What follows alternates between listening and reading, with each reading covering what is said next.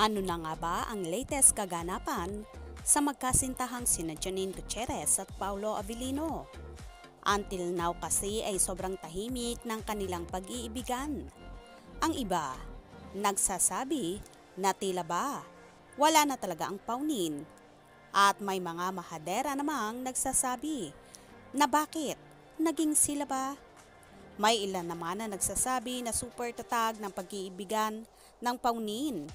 At ang gusto lamang ng mga ito ay maging pribado ang kanilang buhay, pag-ibig. Pero sa pagiging tahimik ng dalawa, tila ba nawawala na rin ang pag-asa ang kanilang mga tagahanga at nagtatanong sila kung may dapat ba silang asahan sa paunin or talagang nagpapaasa lang sina Janine at Paulo para lang sa kanilang love team. Ano kaya nga ba ang totoo? Kahit pa maugong ang balita na hiwalay na ang dalawa, marami naman ang hindi naniniwala hanggat hindi daw nagsasalita ang paunin ay hindi sila bibigay at patuloy pa rin silang maniniwala sa pagmamahalan ng magkasintahan. Matagal-tagal na rin kasi na hindi namamataan ang dalawa na magkasama. Ganun pa man, umaasa pa rin ang kanilang fanay na magkakasama pa rin ang dalawa sa pelikula or sa ano pa mang proyekto.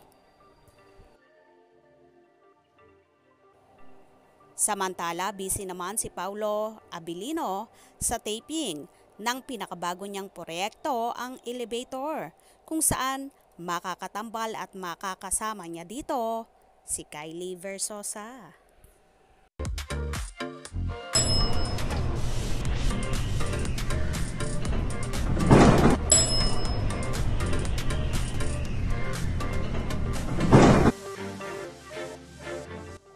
Anyway, ngayon ngang darating na ABS-CBN Ball na magaganap sa September 30, 2023. Magkakaalaman na nga kung totoo bang buo pa ang paunin or buwag na.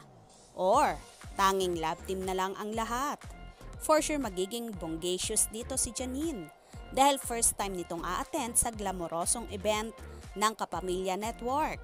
Kaya naman marami na ang nag-aabang sa kagandahan at kaseksihan ni Janine na paniguradong mangangabog at isa sa dadagungdong sa naturang event na yon. Of the year, forever grateful. The ABS-CBN Ball 2023, September 30. Watch the Red Carpet Special live on Metro Channel. Also streaming on ABS-CBN Entertainment. Kaya naman tumutok at wag na wag pahuhuli sa mga maiinit na kaganapan, especially sa paunin updates. Mga ka-scoop, anong inyong magiging reaction sa bidyong ito? Comment below.